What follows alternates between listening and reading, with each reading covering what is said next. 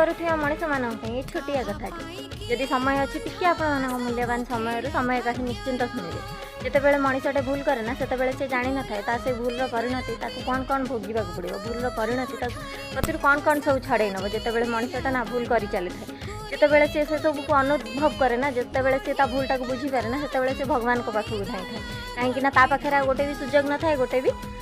समय न था कि से सब भूल को सजाड़ी पारे जिते भगवान को पाखक जाए ना भगवान यही उत्तर दिखती कि तू कर्म तो कर फल तो निश्चिंत भोगू तो से जीवन में जी जहाँ कर्म कर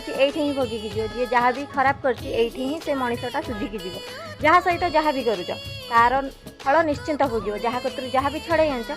ताकू निश्चिंत फेरैकी जीव तो से जीवन में केवे गर्व करनी जितेबाला हाथ में थाए ना से मनीषटे बुझीपारे जितेबाला नेड़ी गुड़ कहूणी की बही जाए ना से मनीषटा बुझे कि पाखे किसी न था कहीं थे हाथ रू खसीगले ना नाई तो मुँह पाए नाई तो ये हाथ पापुली पाए तो से भूल